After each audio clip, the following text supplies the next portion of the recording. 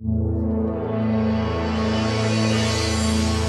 you guys signed on, when you finally got the roles, what did Jeb tell you in terms of like the arc of your characters and what he's envisioning? Because the thing about Vikings is anyone can be killed off at any time.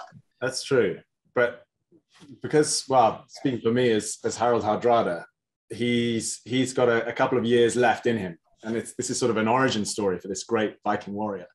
So yeah, I know that there's a lot to play with. And one of the amazing things about Jeb Stuart and his skills is he's got a big story arc in his head, and he's able to reference things, important moments in season one that have an influence on moments in season two. So these arcs are big things, and he was very generous in taking us in on that journey for sure. Yeah, I had lots of amazing chats with Jeb Stuart, our showrunner, and we ended up going quite personally and speaking about our family and, you know, our intentions in our art. And I think, I mean, his CV is pretty incredible with Die Hard and The Fugitive. And we spoke a lot about the laconic characters in cinema history. We were speaking about Clint Eastwood. We were speaking about Robert Redford. Actually, in particular to our relationship, we were speaking about Butch Cassidy and Sundance. Especially as our relationship gets closer, Leif and Harold's, and then diving into all the histories, but bring it back to the human aspects of a man just trying to find his way in the world. What is it like for the two of you when you're reading the scripts and you see this London Bridge sequence and attacking London? Are you like, get the F out of here? How are we going to do this? You know what I mean? That was an amazing sequence. One of the joys of it was they built this huge realistic London Bridge in the back of our studio, which we had to play around in.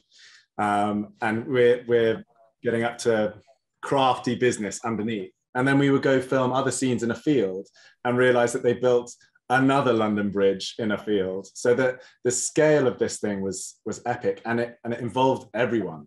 It was a huge action sequence that every actor, every performer had their own role to play within it, but as well the coming together of CGI and all the little pieces of a puzzle. It's special to watch. I really enjoyed watching that moment for sure. Yeah, no, I'd second that. I mean, it was cool. Like we were playing in this bridge that was built in the backlot, and then there was 3.5 bridges built for this sequence. And it's just the perfect example of alchemy, and it takes a village to create such an epic moment on a show. You know, it was really, really incredible to see.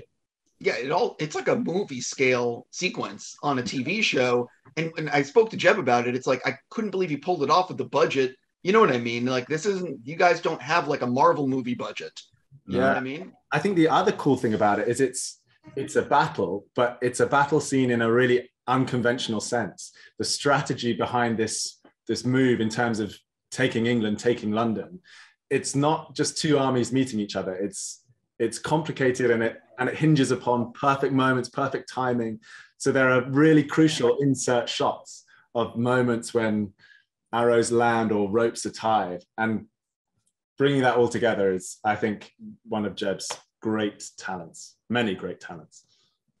Completely. For soon-to-be fans, for both of you, what do you think might surprise people to learn about the actual making of the show, like the behind the scenes they might not know?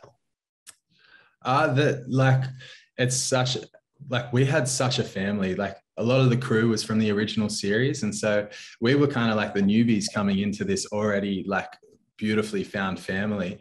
And like, you know, whether it be, you know, hiking up going for a 25-minute hike up to an incredible mountain, we'd be carrying some of the costume stuff, the costume people would be carrying some of the camera stuff. Like it was a really like family-based creation, and it was cool to be just a part of it. Yeah, I would say, because we film in this beautiful part of Ireland, but mostly in this one sort of valley that's got a lake, it's got cliffs, it's got ravines. And for me, I was struck by how diverse a landscape it is, and it serves our show so well with different locations. We use it so much, but I think for the viewers, they'll be surprised that it's technically all the same all the same place. And it was also, sorry, and it was also a gift to be welcomed on the collaborative experience. Like I was able to design the tattoos for the character. I spoke a bit about being a vegan, and later on the head of costume made a vegan armor for me, which was really incredible. And then along with Jeb speaking to us constantly about, you know, where we see our characters unfolding. And, you know, this is very much like Leo said, the origin stories of these characters and how they acquire the tools to become the so-called the legends that they're known to be. Last thing for you, because I'm basically out of time. It's weird because season 1's about to come out, but you guys have already filmed season 2. So I'm just going to ask, is there anything you want to tease for people that are going to finish the 8 episodes in like a day? For Leaf, I mean, it's, you know, we see quite an eruption at the end of season 1 of this held energy, this quite violent energy, which he associates to his father. And that kind of comes out in season 2 is whether or not he can control that, if he allows that to take over him, or whether he takes it back down and comes to who he feels he needs to be in this world. And for Harold, you end the season and he's in bad shape. So he's lost a lot. So season 2, you're going to discover what happens next. That's not a good teaser, but yeah. That's great. I love it. And I really hope you guys can do a season 3. Thank you so much. Thank you. Have a fantastic day. Thank you.